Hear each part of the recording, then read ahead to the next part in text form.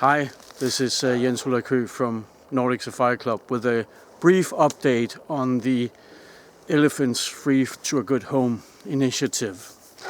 Very briefly, back in December, 20th of December, we offered a family group of about 15 elephants from a herd in northern South Africa to basically anybody who are willing to provide new, suitable and safe habitat for these elephants and for the surrounding communities, and ensure that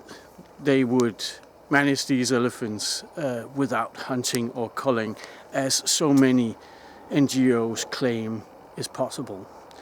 After that, we didn't really get anything but silly replies from NGOs, very long explanations as to why they couldn't step up to the plate and take responsibility for this relatively small family group of elephants. But the only thing other than that has happened is that other areas have come to us with more elephants that they want to give away on the exact same terms, because the fact of the matter is that Southern Africa is right now saturated with elephants. Many areas are grossly overpopulated, and we are headed towards some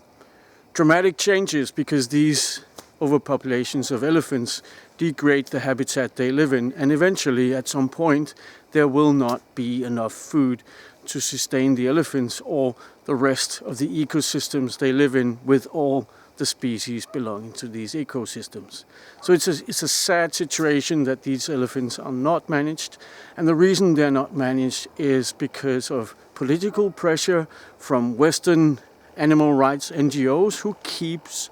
claiming that it's possible to have elephants without managing them, just as we manage wild boar here in Europe or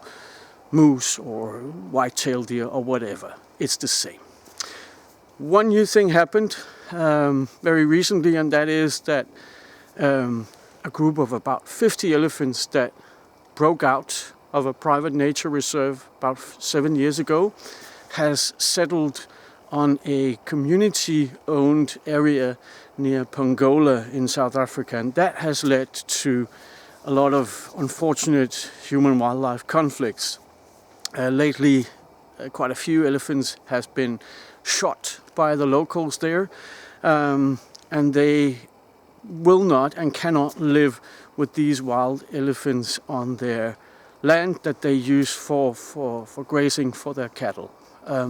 So another 50 elephants has to be replaced, and I know of 2 NGOs who have declared themselves willing to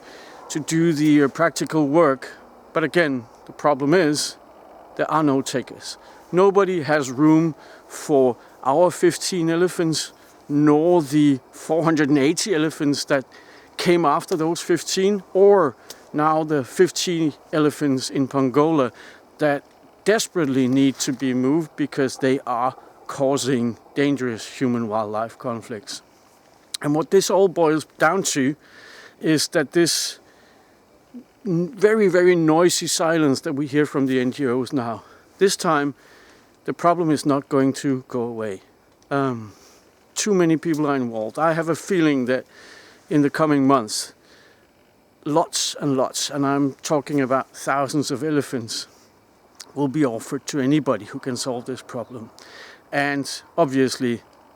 there is no solution to this problem other than culling elephants, just as we manage all other kind of wildlife. It's just a sad fact. To us, who's been doing wildlife management for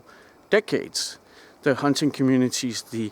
land users that are responsible for the wildlife management, it's not super dramatic. But unfortunately, with these animal rights NGOs and politicians in the West and in Africa as well, willing to listen to these oaks, things has gone bad, and we really need to see a change of situation from